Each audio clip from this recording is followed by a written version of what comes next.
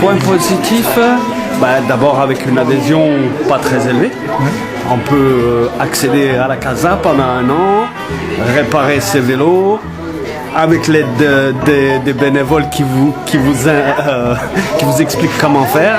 Donc c'est une transmission de savoir. On fait connaissance de plein de gens sympathiques évidemment et tout. On crée des fois des événements.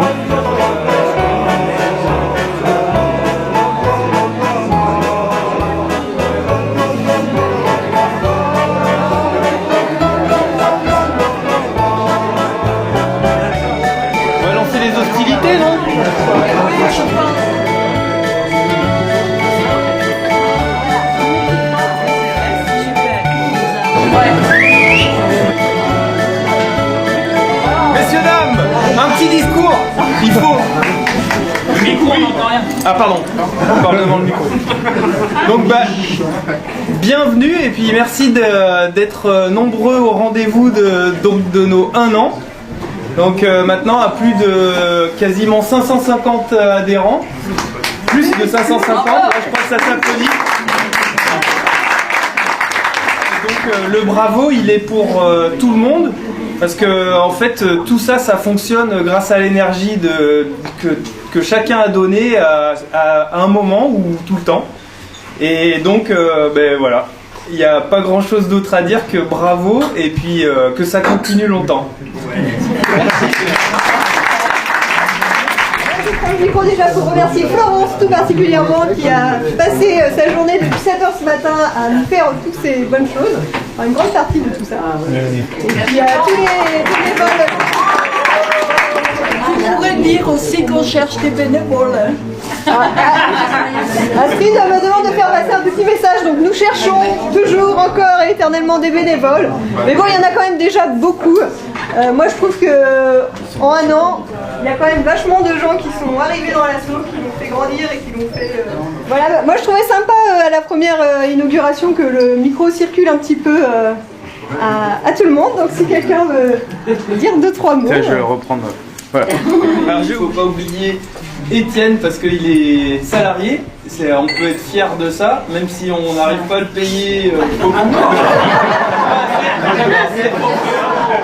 Depuis mercredi, il y a un nouveau, qui n'est pas nouveau en fait, c'est un ancien bénévole qui est dorénavant service civique. Donc depuis le 1er novembre, il a commencé par le jour férié, il a bien choisi. Et donc depuis mercredi, il y a Terence qui est ici. Qui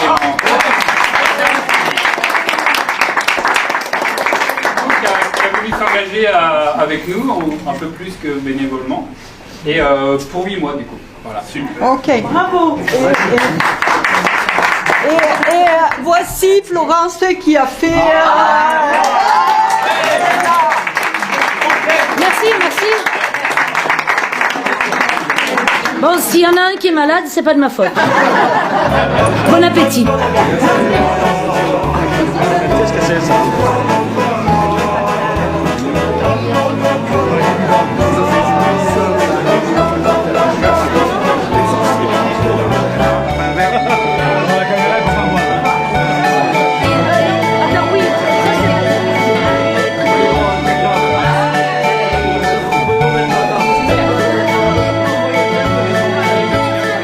Je pense que ça a transformé la ville puisqu'il n'y a plus aucun magasin de vélo en ville et donc c'est un vrai service qu'on rend à la ville. Et en plus c'est un quartier un peu déshérité donc à mon avis c'est qu'un plus. Donc je pense que c'est un grand événement l'arrivée de cette casa et qu'elle est faite aujourd'hui c'est 1 an, c'était inespéré, on n'y croyait pas quand on en parlait, quand on en rêvait. C'est vrai? J'ai découvert la Casa Bicicleta pour le centre-ville, c'était important.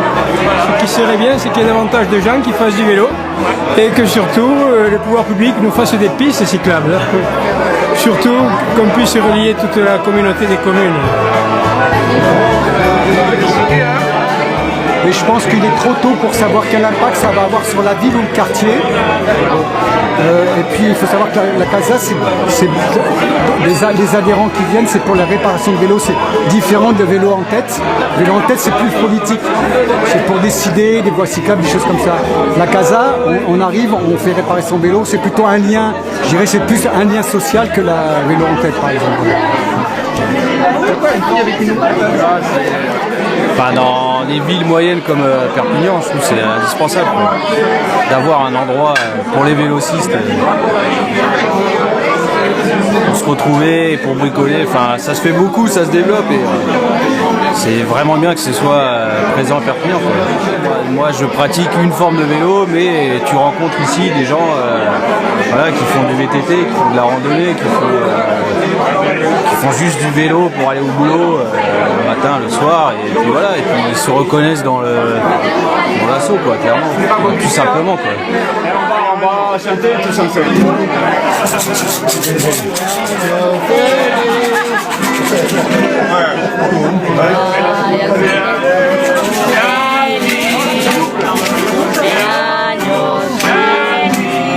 Feliz cumpleaños, casa bicicleta. Feliz cumpleaños.